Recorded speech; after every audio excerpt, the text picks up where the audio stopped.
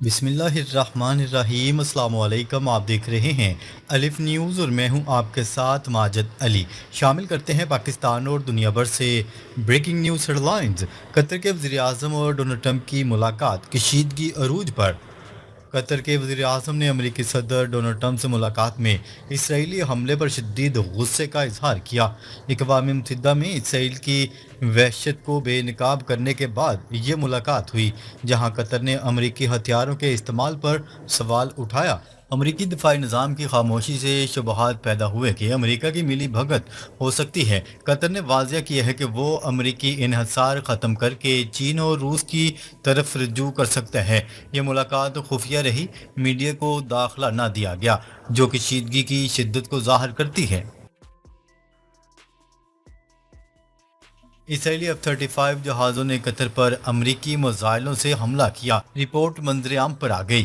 Doha میں اسرائیلی لڑاکا طیاروں نے امریکی F-35 اور F-15 کا استعمال کرتے ہوئے قطر پر لانگ رینج میزائل داغے۔ حملے میں 15 میزائل استعمال ہوئے، جبکہ سعودی عرب اور قطر میں امریکی دفاعی نظام فعال نہ ہو سکا۔ امریکہ کا دعویٰ ہے کہ حملہ اچانک تھا، مگر خلیجی ممالک اسے مسترد کر رہے ہیں۔ یہ حملہ اسرائیلی خفیہ ایجنسیوں کی دہشت گردی کی کوشش کا حصہ بتایا جا رہا ہے، جبکہ قطر نے حملے کی تفصیلات شائع نہ کرنے کا فیصلہ کیا، مگر شدید ردعمل کا عندیہ دیا۔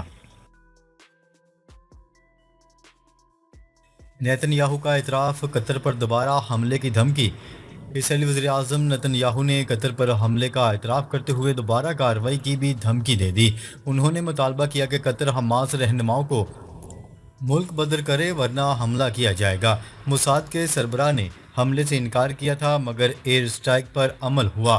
امریکی انٹیلی جنس اور ہتھیاروں کی شمولیت سے امریکہ پر شدید تنقید کی جا رہی ہے، جبکہ خلیجی ممالک نے نیتن یاہو کو پاگل قرار دے کر علاقائی استحکام کو خطرے میں ڈالنے کا الزام لگایا۔ چین کا قطر کو دفاعی مدد کی پیشکش، نئی شراکت کی امید۔ چین نے قطر پر اسرائیلی حملے کی شدید مذمت کرتے ہوئے ہر قسم کی مدد کی پیشکش کر دی۔ قطر میں اربوں ڈالر کی چینی سرمایہ کاری خطرے میں ہے، جو ٹورزم اور معیشت کو متاثر کر سکتی ہے۔ چین کی دفاعی ٹیکنالوجی جیسے رافیل طیاروں کے مقابلے میں قطر کو متاثر کر رہی ہے۔ پاکستان کی چینی ٹیکنالوجی سے اسرائیلی طیاروں کو نشانہ بنانے کی مثال دی گئی۔ قطر کا امریکی انحصار ختم، بدلے کی خواہش میں علاقائی جنگ کا خطرہ۔ قطر نے امریکی دفاعی نظام پر عدم اعتماد کا اظہار کرتے ہوئے خود مختاری کا اعلان کر دیا۔ حملے سے قطر کی سلامتی اور عالمی ساکھ کو دھچکا لگا ہے، جو سرمایہ کاری اور ٹورزم پر اثر انداز ہوگا۔ ڈونلڈ ٹرمپ نے نیتن یاہو کو فون کر کے حملہ روکنے کی تنبیہ کی، مگر دھمکیوں کا سلسلہ جاری ہے۔ خلیجی ممالک نے خبردار کیا کہ بدلہ نہ لیا گیا تو اسرائیل مزید جرأت کرے گا۔ ماہرین کا کہنا ہے کہ یہ واقعہ مشرق وسطیٰ میں بڑی تباہی کا پیش خیمہ ہے، جہاں چین کا کردار بڑھے گا۔ روسی ڈرونز کا پولینڈ میں داخلہ، تناؤ عروج پر۔ روس نے یوکرین پر بڑے پیمانے پر حملے تیز کر دیے، جس میں پولینڈ کی فضائی حدود میں روسی ڈرونز کا داخلہ بھی شامل ہے۔ پولینڈ کا اصرار ہے کہ یہ حملہ دانستہ ہے اور نیٹو کو آزمانے کی کوشش، جبکہ امریکہ اسے حادثاتی قرار دے رہا ہے۔ اس واقعے نے یورپ میں ہائی الرٹ جاری کر دیا اور پولینڈ نے بیلاروسی سرحد بند کر دی۔ نیٹو کے سربراہ نے خبردار کیا ہے کہ روس 2027 تک حملے کی تیاری کر رہا ہے۔ یورپی ممالک نے فوری دفاعی اقدامات شروع کر دیے ہیں تاکہ مشرقی سرحد محفوظ کر سکیں۔ اورشینک میزائل کا خرکیو پر بڑا حملہ۔ روس نے یوکرین کے دوسرے بڑے شہر خرکیو پر اورشینک میزائل داغ دیا، جس کے دھماکوں کو ایٹمی نوعیت کا قرار دیا گیا۔ یہ غیر ایٹمی ہتھیار سب سے تباہ کن ہے اور کیف کی سرکاری عمارتوں کو بھی نشانہ بنایا گیا۔ 4 سالہ جنگ میں یہ پہلا موقع ہے جب روس نے دارالحکومت کی عمارت کو نشانہ بنایا۔ یوکرینی حکام نے امداد کی اپیل کر دی، جبکہ روس نے حملے کی ذمہ داری سے انکار کیا، جبکہ عالمی میڈیا نے اسے جنگ کے نئے مرحلے کی نشاندہی قرار دیا۔ پولینڈ نے بیلاروسی سرحد پر 400 فوجی دستے تعینات کر دیے، دفاعی تیاریاں تیز۔ روس کے ڈرون حملوں کے بعد پولینڈ نے بیلاروسی سرحد پر 400 فوجی دستے تعینات کر دیے ہیں۔ بیلاروس روس کا قریبی اتحادی ہے اور یہ اقدام تناؤ کو مزید بڑھا رہا ہے۔ فرانس اور برطانیہ نے اپنے رافیل اور یورو فائٹر جیٹس پولینڈ کی حفاظت کے لیے بھیجنے کا اعلان کیا۔ نیٹو نے مشرقی فلینک کی حفاظت کو اولین ترجیح قرار دیا۔ یورپ اب روس کو وجودی خطرہ سمجھ رہا ہے اور دفاعی بجٹ بڑھانے پر غور کر رہا ہے۔ روس اور بیلاروس نے پولینڈ کی سرحد کے قریب فوجی مشقوں کا آغاز کر دیا اور ان مشقوں میں ایٹمی ہتھیاروں اور سینک میزائلوں کی تعیناتی شامل ہے، جبکہ اسکندر میزائل سسٹم کو پولینڈ کی سرحد کے قریب ہائی وے پر نصب کر دیا گیا ہے۔ یہ مشقیں روس کی جانب سے بلا واسطہ پیغام ہیں جو نیٹو کو خبردار کر رہی ہیں۔ پولینڈ نے سرحد کو تناؤ کی وجہ سے مکمل طور پر بند کر دیا ہے۔ روس نے ترکی سے S-400 دفاعی نظام واپس مانگا، بڑی جنگ کی تیاری۔ روس نے ترکی سے S-400 میزائل دفاعی نظام واپس خریدنے کی پیشکش کی ہے۔ یہ اقدام بڑے پیمانے پر جنگ کی تیاریوں کا پیش خیمہ ہے، جیسا کہ یوکرینی انٹیلیجنس رپورٹ بتاتی ہیں۔ نیدرلینڈ نے پولینڈ کو پیٹریاٹ میزائل ڈیفنس سسٹم فراہم کرنے کا اعلان کر دیا۔ امریکہ اور نیٹو آرٹیکل 4 اور 5 کی فعال ہونے کی بحث کر رہے ہیں۔ یورپ کو خدشہ ہے کہ روس 1 سے 1.5 سال میں حملہ کر سکتا ہے، جس سے وجودی بحران پیدا ہوگا۔ نیٹو ممالک روس سے تیل خریدنا بند کر دیں۔ امریکی صدر ڈونلڈ ٹرمپ کا کہنا ہے کہ روس پر مزید پابندیاں لگانے کا انحصار نیٹو ممالک کے فیصلوں پر ہے۔ انہوں نے ایک خط میں نیٹو اتحادیوں کو مخاطب کرتے ہوئے کہا، روس سے تیل خریدنا نہایت افسوسناک ہے اور حیران کن ہے، کیونکہ اس سے مغربی ممالک کی مذاکراتی پوزیشن کمزور ہوتی ہے۔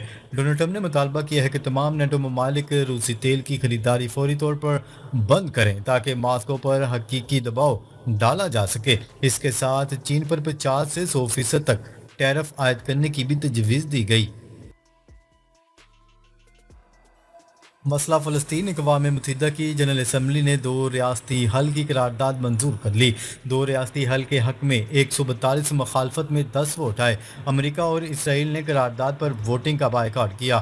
عرب میڈیا کی رپورٹ کے مطابق 7 صفحات پر مشتمل اقوام متحدہ کا اعلامیہ جولائی میں سعودی عرب اور فرانس کی میزبانی میں ہونے والی بین الاقوامی کانفرنس کا نتیجہ ہے۔ خبرساں ادارے کی رپورٹ کے مطابق اسرائیل نے 2 ریاستی حل سے متعلق اقوام متحدہ کے اعلامیے کو مسترد کر دیا ہے۔ قطری وزیراعظم کی ڈونلڈ ٹرمپ سے ملاقات، امریکی وزیر خارجہ اسرائیل روانہ۔ قطری وزیراعظم نے امریکی صدر ڈونلڈ ٹرمپ کے ساتھ ملاقات کی ہے، جس میں اسرائیلی حملے اور غزہ جنگ بندی پر تبادلہ خیال کیا گیا۔ اس کے بعد امریکی وزیر خارجہ مارکو روبیو اسرائیل کے دورے پر روانہ ہو گئے۔ وائٹ ہاؤس میں ایک عشائیہ پر ہونے والی اس اہم ترین ملاقات میں صدر ڈونلڈ ٹرمپ کے ہمراہ امریکی وزیر خارجہ مارکو روبیو اور اسٹیو وٹکوف بھی شریک تھے۔ تاحال اس اہم ملاقات کی تفصیلات جاری نہیں کی گئی، نہ ہی ملاقات کے دوران ہونے والی گفتگو سے متعلق کچھ بتایا گیا۔ اس ملاقات کے بعد امریکی صدر ڈونلڈ ٹرمپ نے اپنے وزیر خارجہ مارکو روبیو کو اسرائیل جانے کی ہدایت کی، جہاں وہ نیتن یاہو کو خصوصی پیغام پہنچائیں گے۔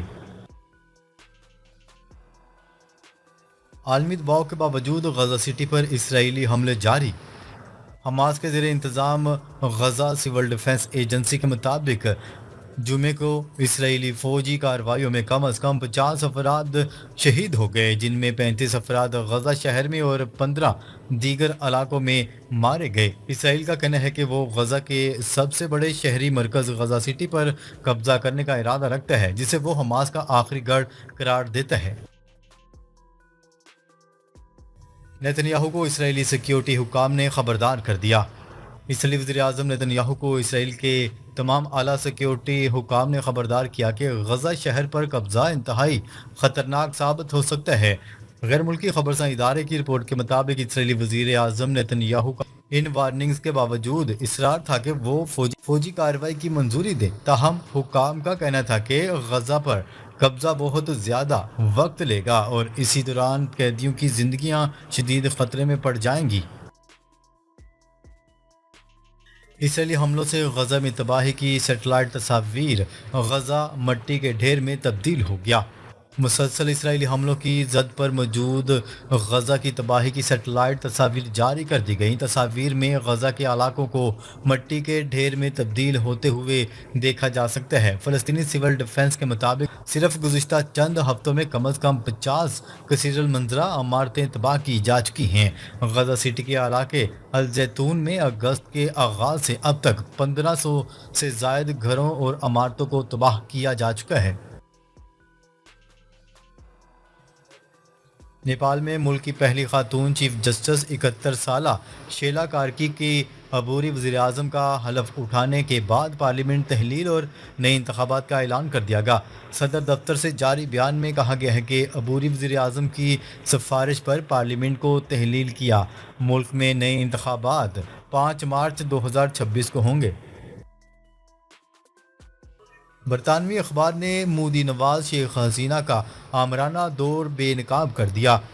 عالمی جریدے فائنینشل ٹائمز کی رپورٹ کے مطابق بنگلہ دیش کی سابق وزیر اعظم اور مودی نواز رہنما شیخ حسینہ کے آمرانہ دور پر مبنی ایک دستاویزی فلم جاری کر دی گئی، جس میں مقامی اور عالمی ماہرین کی تحقیقات کی بنیاد پر ان کی بدعنوانی، کرپشن اور آمرانہ طرز حکومت کا پردہ فاش کیا گیا ہے۔ ناظرین، اب تک کے لیے اتنا ہی۔ مزید خبریں لے کر بہت جلد آپ کی خدمت میں حاضر ہوں گے۔ تب تک کے لیے اپنا خیال رکھیے گا۔ اللہ نگہبان۔